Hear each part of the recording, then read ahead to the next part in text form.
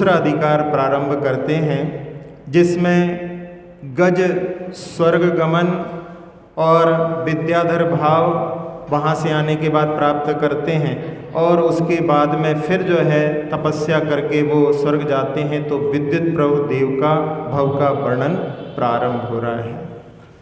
अश्वसेन कुल चंद्रमा बामा और अवतार, बंदो पारस पद कमल भविजन अलियाधार। भगवान के पिता का नाम अश्वसेन है। उनके कुल में जो चंद्रमा के समान शोभायमान होते थे, और बामा के हृदय में जिन्होंने स्थान प्राप्त किया था, उनके उदर से जो उत्पन्न हुए थे, ऐसे पार्श्वनाथ भगवान के चरण कमल को नमन करके, जो कि भव्य जन, जो कि भ्रमर के समान हैं, उनके लिए उनके चरण कमल आधार हैं। तो इस भांति तजे मरुभूति प्राण, अब सुनो कथा आगे सुजान। अति सघन सल की बन विशाल, तहाँ तुरवर तुंग तमाल ताल। बहु बेल जाल छाए निकुंज, करी सूखी परे तिन पत्र पुंज। कहीं सिकता थल कहीं शुद्ध भूमि, कहीं कपितर उडारन रहे जूम। इस प्रकार से मरुभूति ने कमठ के उपसर्ग के द्वारा प्राण को त्याग करके, और अब ये कथा को आगे बढ़ाते हुए कवि प्रभुदास जी कह रहे हैं कि अच्छी तरह से इसको जानो।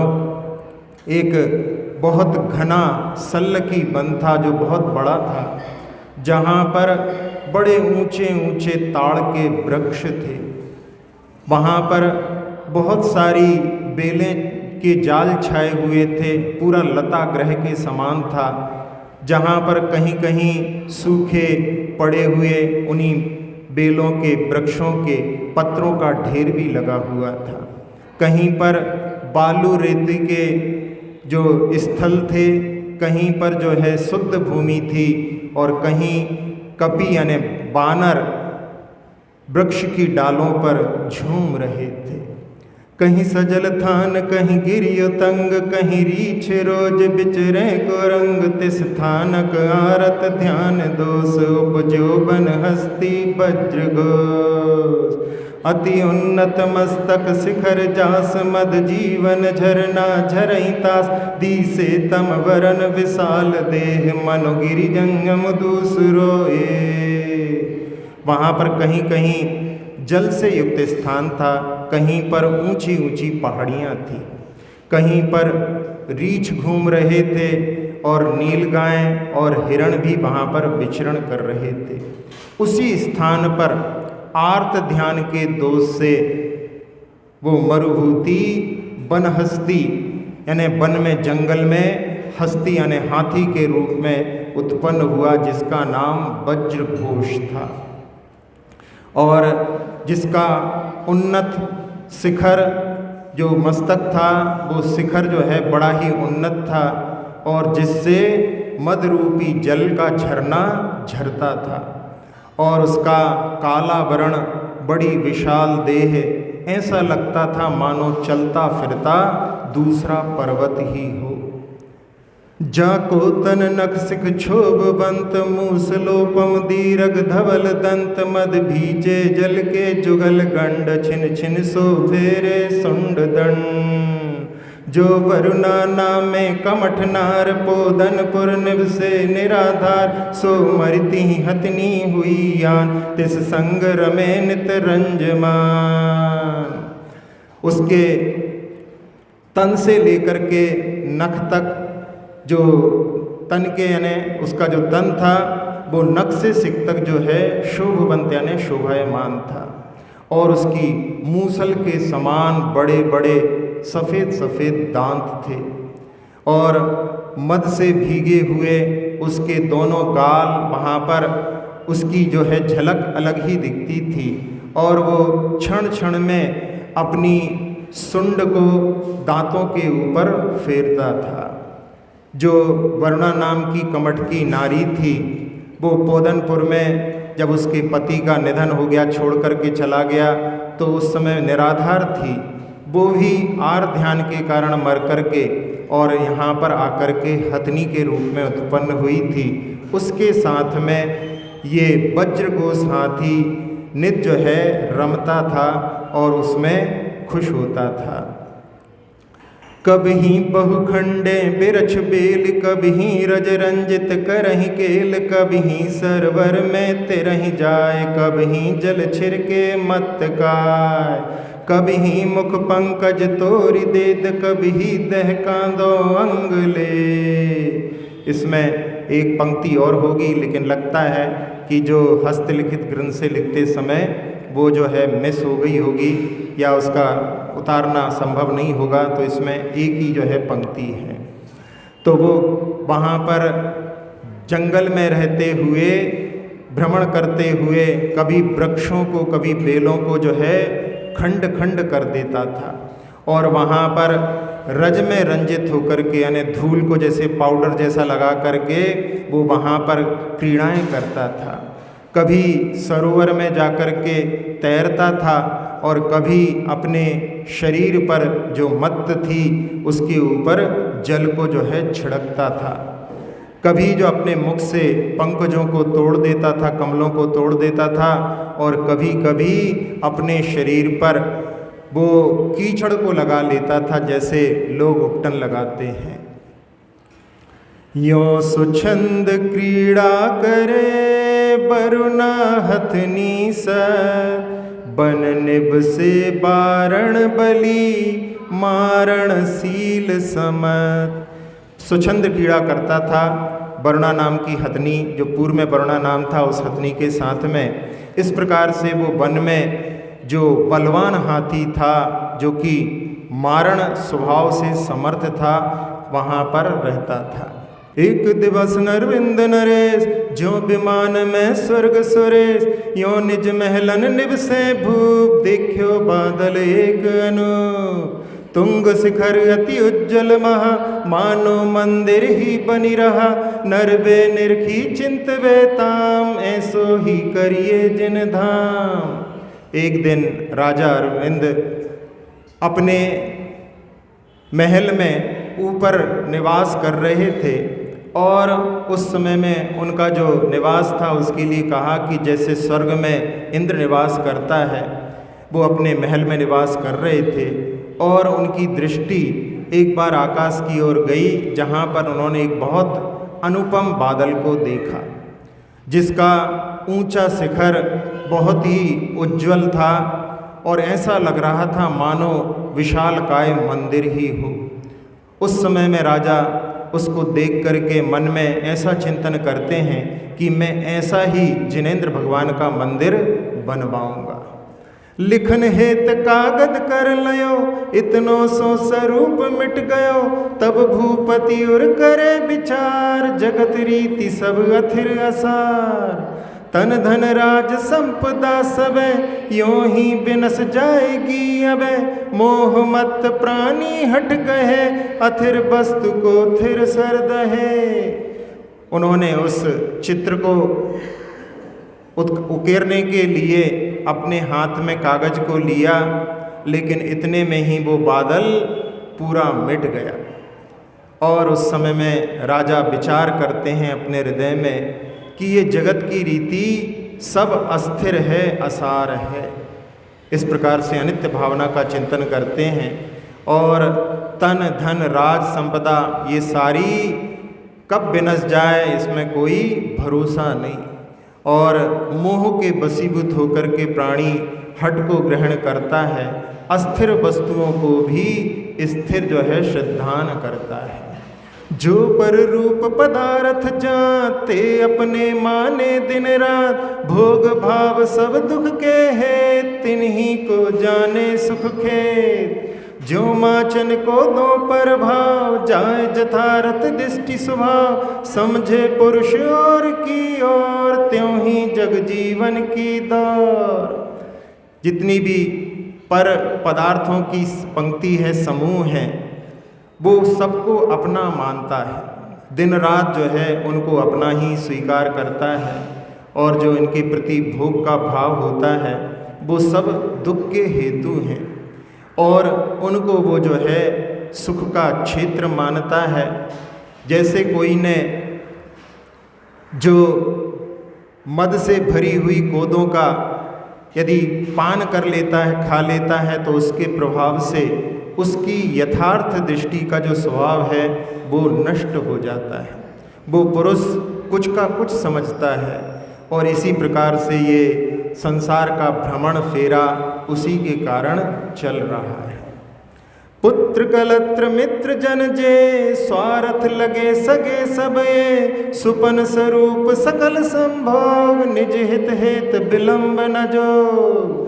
यो भूपति बैराग विचार, डारी पोट परिग्रह भार, राज समाज पुत्र को दियो, सुगुर साखिन पचारित लियो।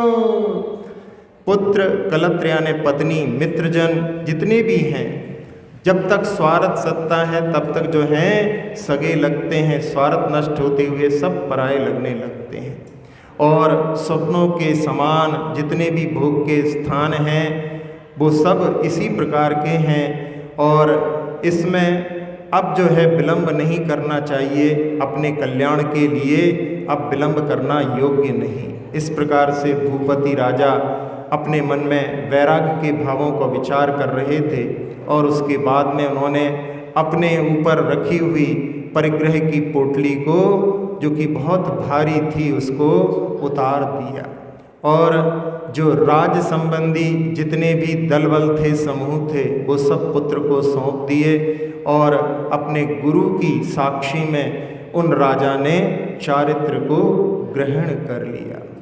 धरी दिगंबर मुद्रा सार, करें उचित आहार बिहार, 12 विध दुधर तपलीन, छौकाय पीहर परवीन। एक समय अरविंद मुनि, सारत बाही के संग, शिखर सुमेध बंदना है, चले ईर्जिया पथ पग दे। तो उन्होंने दिगंबर मुद्रा को धारण करके जो सारभूत है और उसमें उसके योग्य जो है उचित आहार विहार करते हुए 12 प्रकार के कठोर तपों में वो लीन हो गए और 6 निकाय के जीव उनकी पीर को हरने में, उनके दुख को दूर करने में वो प्रवीण थे। एक समय अरविंद नाम के मुनिराज जो सार्थवाय होते हैं, धनी लोग, श्रेष्ठी लोग होते हैं, उनकी प्रार्थना पर उनके साथ में शिखर सुमेरु की वंदना करने के लिए ईर्या समिति के माध्यम से 4 हाथ जमीन देख करके, पग पर देख करके चलने लगे। गए सल की बन में लंग, तहाँ जाय उतर्यो सब संग, निज सिज्झाय समय मन लाय, प्रतिमा जोग दियो मुनिराय। तावत वज्र घोष गजराज, आयो को पिकाल समगाज, सकल संग में खलबल परी, भाजे लोग की धुनि करी। और विहार करते करते मुनिराज अरविंद उस सल्लकी वन में पहुँचे और सब लोग उतर करके अपने अपने कार्यों में लग गए। अपने अपने कार्यों में लगने के बाद में महाराज भी उस समय में स्वाध्याय ध्यान आदि में अपने मन को लगाने के लिए प्रतिमा योग से बैठ करके और ध्यान में लीन हुए। उसी समय में उसी वन में वो मरुभूति का जीव वज्रघोष गजराज वहाँ पर आता है और क्रोधित होकर के जैसे कि यमराज के समान गाज करता हुआ, आवाज करता हुआ, गर्जन करता हुआ आया और उस समय में सारे समूह में वहाँ पर हलचल हो गई, हल्ला मच गया। सारे लोग वहाँ पर किलकारी मार करके और भागने लगे।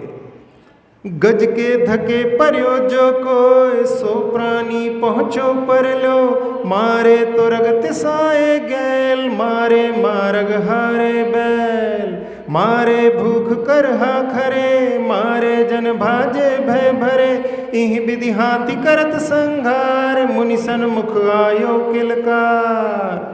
उस समय में हाथी के धक्के से जो भी उसके समीप में आया वो शीघ्रता से प्राणी परलोक पहुंच गया। और उस समय में जो मार्ग में प्यासे थे, ऐसे जो हैं घोड़े भी वहाँ पर मारे गए और मार्ग के श्रम से जो हारे हुए थे ऐसे बैल भी वहाँ पर मरण को प्राप्त हुए, और भूखे ऊँट भी और गधे भी जिन पर भार लाद करके ले जाते हैं, या उसमें जो तेज चलने वाले जो ऊँट थे वो भी वहाँ पर भूखे मारे गए। और उस समय में वो लोग भी जो भय के कारण भाग रहे थे उसमें भी कई लोग उस भीड़ में ही मरण को प्राप्त हो गए। इस प्रकार से हाथी वहाँ पर संहार करता हुआ और मुनिराज के सन्मुख अपनी जो है आवाज करता हुआ, गर्जना करता हुआ पहुँच गया। अति विकराल रोष विष भरो, मुनि मारन को उद्यम करो, साधु सुदर्शन मेरु समान, सिरी बच्च लक्षण और थान। सो सुचिन्ह गज देख्यो जाम, जाति सुमरन उपज्यो ताम, तत्खिन शांत भयो गज ईस, मुनि के चरण धर्यो निज शीस। और उस समय में जो अति विकराल रूप को धारण किया हुआ था, क्रोध रूपी विष से भरा हुआ था, और मुनि को मारने का भी वो उद्यम करने के लिए आगे बढ़ने लगा। और उस समय में साधु का जो दर्शन है, सम्यक दर्शन है, वो मेरु के समान है, निशंकित आदि रहते हैं, वो चलायमान नहीं होता और उनको कोई भय उत्पन्न नहीं हुआ। और जब उस हाथी की दृष्टि उनके हृदय पर श्री वत्स चिन्ह के ऊपर गई तो उस चिन्ह को देख करके उस गज को जाते स्मरण हो गया। पूर्व का कोई प्रसंग यदि इस देखने में आता है तो उसके माध्यम से उसमें कई भवों का स्मरण हो जाता है, उसी समय में उसके लिए उत्पन्न हो गया और वो उसी क्षण में शांत हो गया वो गजराज। और मुनिराज के चरण में उसने अपने शीश को रख दिया।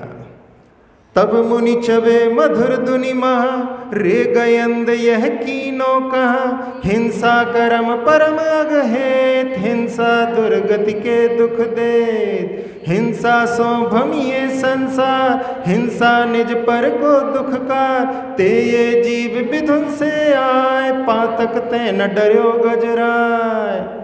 उस समय मुनि ने जब उसको देखा तो उससे मधुर ध्वनि में उपदेश दिया और कहा कि रे गजराज, तुमने ये क्या किया है?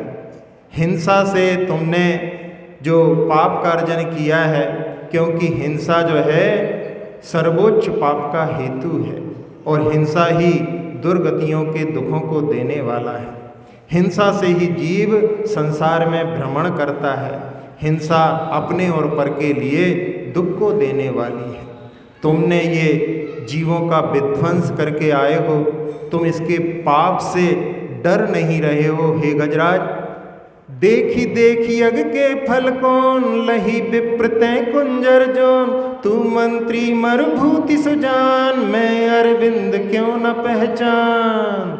धर विमुख आरत के दोष, पशु पर जाए लई दुख कोस, अब गजपतिये भाव निवार, धर्म भावना हृदय धार। उस समय में समझाते हुए महाराज कह रहे हैं कि देखो देखो पाप के फल को कैसा फल मिलता है। तुम पहले ब्राह्मण थे और तुमने अब हाथी की पर्याय को प्राप्त किया है। तुम पहले मेरे मंत्री मरुभूति थे। जानो तुम उस समय में मंत्री थे और मैं अरविंद राजा था, क्या तुम नहीं पहचान रहे हो? धर्म के विमुख होकर के और आर्त ध्यान के कारण उसके दोष से तुमने पशु पर्याय को प्राप्त किया है, जहाँ पर दुखों का कोश है। और अब गजपति इस प्रकार के भावों को छोड़ करके और धर्म भावना को अपने हृदय में धारण करो। सम्यक दर्शन पूरव जान, पालिय अनुव्रत जब लो प्राण, सुन कर इंद और कोमल थयो, किए पाप निज निंदत भयो। फिर गुरु पायन सिर धर्यो, धर्म गहन और हे, तब सत्यारथ धर्म विधि, कही साधु समचे। उस समय महाराज कहते हैं कि सबसे पहले सम्यक दर्शन को जानो और अनुव्रतों का पालन करो। जब तक प्राण है तब तक अनुव्रतों का पालन करना। इस प्रकार के उपदेश को सुन करके उस गजराज का हृदय कोमल हो गया और उसने अपने जो पाप किए थे उसकी निंदा की। फिर उसने अपने सिर को गुरु के चरणों में रखा और जो धर्म के ग्रहण करने के लिए एक प्रकार से अपने हृदय को ही वहाँ पर समर्पित किया था। और उस समय में सत्यारथ धर्म विधि यानी जो सही धर्म विधि है वहाँ पर साधु उसको समचित्त होकर के समझाते हैं। सुन हस्ती शासन अनुकूल, सकल धर्म को दर्शन मूल, सब गुण रतन कोश यह जान, मुक्ति धौर हर धुर सोपान। ताते यह सब ही को सार, या बिन सब आचरण असार, जो सर दहे और की ओर, सो मिथ्या तो भाव की दौर। उस समय में मुनिराज उसको समझाते हुए कि हे हस्ती, जो जिन शासन के अनुकूल है, ऐसी सारी बातें उसको समझाते हुए कि सकल धर्म का मूल जो है वो सम्यक दर्शन है, यह समस्त गुण रत्नों का कोश है ऐसा जानो, और मुक्ति रूपी महल के ऊपर चढ़ने के लिए ध्रुव सोपान यानी सीढ़ी के समान है। इसलिए इसी को जो है सारभूत समझो, सबका सार यही है, इसके बिना सारा आचरण असार है। जो कुछ का कुछ श्रद्धान करता है वो मिथ्यात्व भाव का चक्कर है, परिभ्रमण है। दोष 18 बर्जित देव, दुविध संग त्यागी गुरुएव, हिंसा बर्जित धर्म अनूप, यह श्रद्धा समकित कोरू। संकादिक दूषण बिना आठों अंग समेत, मोख बिरछ अंकुर यह उपजे भवि उर्खे। देव का स्वरूप बताते हुए कहते हैं कि 18 दोषों से रहित देव होते हैं और अंतरंग और बहिरंग परिग्रह के त्यागी गुरु होते हैं, और हिंसा से रहित धर्मी ही अनुपम है। इस प्रकार से यही श्रद्धान का सम्यक्त का रूप है। और वो सम्यक दर्शन संकादिक 8 दोषों से रहित होना चाहिए और निशंकित आदि 8 अंगों से सहित होना चाहिए। ये मोक्ष रूपी वृक्ष का अंकुर के समान है और इसी से भव्य जीवन के लिए जो है, भव्य प्राणियों के लिए हृदय में उसकी उत्पत्ति होती है। अंगहीन दर्शन जगमाई, भव दुख मेटन समरथ नाई, अक्षर ऊन मंत्र जो होय, विश्वादा मेटे नहीं सोय। ताते यह निर्णय उरान, यह हृदय सम्यक सरदान, पंच उदंबर 3 मकार, इनको तजिबारन व्रतधार। उस समय में महाराज समझाते हुए आगे कहते हैं कि जो अंगहीन सम्यक दर्शन होता है, इस जग में वो भव के दुखों यानी संसार के दुखों को मिटाने में समर्थ नहीं होता। जैसे अक्षरों से ऊन जो मंत्र होता है वो विष की बाधा को बैठने में समर्थ नहीं होता। इसलिए अपने हृदय में यह निश्चय करो और यही सम्यक श्रद्धान अपने हृदय में धारण करो। 5 उदंबर फलों का और 3 मकार, इनको त्याग करके 12 व्रतों को धारण करो। इहि बिति गुरु दीनो उपदेश, बारण हर्षित भयो विशेष, सुगुरु बचन सब हृदय धरे, सम्यक पूरब व्रत आदरे। बार बार भुविसो सिर लाए, मुनिवर चरण नमे गजराए, चले साधुती हित उपजाए, तब हाथी आयो पहुँचाए।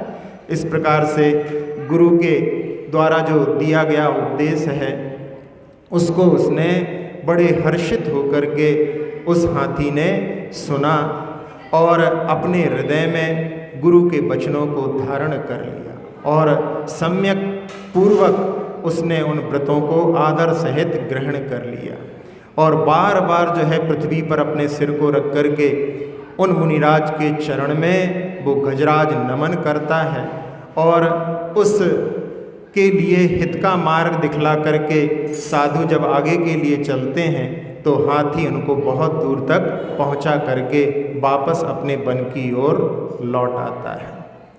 करी उपकार मुनीस तय कीनो सुविधि बिहार, बन निब से गजपति व्रती सुगुरु सीख उद्धार। इस प्रकार से मुनिराज ने उसके ऊपर उपकार किया और उन्होंने अच्छी तरह से अच्छी विधि से वहाँ से बिहार किया ने ईरिया समिति से बिहार किया।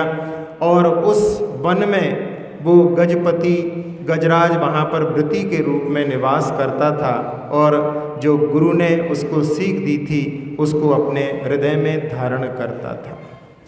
अब हस्ती संयम साधे त्रस जीव न भूलि बिराधे, समभाव क्षमा और आने हरि मित्र बराबर जाने। काया कसी इंद्री दंडे साहस धरि प्रोसद मंडे, सूखे तृण पल्लव भक्षे परमर्दित मार्ग गच्छे। अब हस्ती जो हाथी है वहाँ पर संयम की साधना करता है, त्रस जीवों को कभी भी भूल करके नहीं मारता, क्योंकि अणुव्रती त्रस जीवों की हिंसा का त्यागी होता है और हमेशा अपने मन में समता के भाव क्षमा के भाव को अपने हृदय में धारण करके मित्र और शत्रु सबको समान समझता है और अपनी काया को नियंत्रण करके इंद्रियों को भी नियंत्रण में रखता है और साहस धर करके प्रोस्तोवास भी करता है। और उस समय में जब पारना होती है तो सूखे तृण और पत्तों को वो उस पारना में ग्रहण करता है और उस मार्ग पर चलता है जिस पर दूसरों के द्वारा वो मर्दित हो गया है। उनके निकलने के बाद उस मार्ग पर साधुओं के समान चलता है। हाथी गन डोयो पानी सो पीवे गजपति ज्ञानी, देखे बिन पाव न राखे तन पानी पंक न नाखे। निज सील कभी नहीं खोवे हथनी दिस भूली न जोबे, उपसर्ग सहे अति भारी दुर्ध्यान तजे दुखकारी। जहाँ हाथियों का समूह जिस पानी को बिलोड़ित कर देता है उस जगह जाकर के, क्योंकि वो जीवों से जो एकेंद्री जीव होते हैं यानी पानी का जो जीव है बिलोड़ित होने पर वो वहाँ पर नहीं रहता, उस पानी को वो ज्ञानी गजपति पीता था और कभी भी अपने पैर को रखने के पहले जमीन को देखता था, बिना देखे पैर नहीं रखता था और अपने शरीर पर जैसे पहले वो कीचड़ आदि डालता था वो अपने शरीर पर नहीं डालता था। कभी भी अपने सील को भूल करके भी नहीं खोता था और हथनी आदि जो पर पक्ष हैं उनको कभी भी भूल करके नहीं देखता था। बड़े बड़े उपसर्गों को वो सहन करता था और उस समय में दुर्ध्यान जो आर्ध्यान रौध्यान हैं जो कि दुख को देने वाले हैं वो छोड़ देता था। अग के भय अंग नहाले दृढ़ धीर प्रतिज्ञा पाले, चिरलो दुद्धर तप कीनो बलहीन भयो तन छीनो। परमिष्टि परम पद ध्यावे ऐसे गज काल गमावे, एक ही दिन अधिक तिसायो तब बेगवती तट आयो। तो पाप के भय से अपने शरीर को नहीं हिलाता था और दृढ़ होकर के वो अपनी प्रतिज्ञाओं को धीर होकर के धैर्य धारण करके पालन करता था। उसने चिरकाल तक दुर्धर तप किए और जब वो बलहीन हो गया, उसका तन क्षीण हो गया, उस समय में वो परमेष्टि परम पद का ध्यान करता था। ऐसे करते हुए वो काल को व्यतीत कर रहा था। एक दिन उसको बहुत तीव्र प्यास लगी हुई थी, तब वो वेगवती नदी के तट पर आया। जल पीवन उद्यम कीधो, कादो द्रह कुंजर बीधो। नीचे जब मरण विचारो, संन्यास सुधी तब धारो। सो कमठ कलंकी मुवो, ताबन कुरकट ही हुओ, तिन आय डस्यो गज ज्ञाता, यह बैर महा दुख दाता। जब जल पीने के लिए उसने उद्यम किया, प्रयास किया, तो उस समय में वो कीचड़, जो कि सरोवर की कीचड़ में, वहाँ पर गजराज जो है फंस गया। और उसने जब ये जान लिया कि मैं यहाँ से निकल नहीं सकता, मेरा मरण निश्चित है, ऐसा विचार करके उसने चारों प्रकार के आहार का त्याग करके सन्यास को उस बुद्धिमान ने धारण कर लिया। और जो कमट का जीव कलंकी जो मर करके इसी वन में कुरकट नाम का सर्प हुआ था, और उसने वहाँ पर आकर के उस ज्ञानी गज के लिए डस लिया। वो बैर का भाव जो महान दुख देने वाला है, यहाँ पर उसके कारण ऐसी घटना हुई। मरण कर्यो गजराज तब, राखे निर्मल भाव, सुरग बार वे सुर भयो, देखो धर्म प्रभा। उस गजराज ने समाधि मरण करके उस समय में निर्मल भावों को धारण किया, तो जाकर के 12वें स्वर्ग में वो महर्दिक देव हुआ। यहाँ पर दौलत राम जी कह रहे हैं कि धर्म का प्रभाव देखो कि एक पशु ने भी अपने पुरुषार्थ के माध्यम से स्वर्ग की संपदा को प्राप्त कर लिया।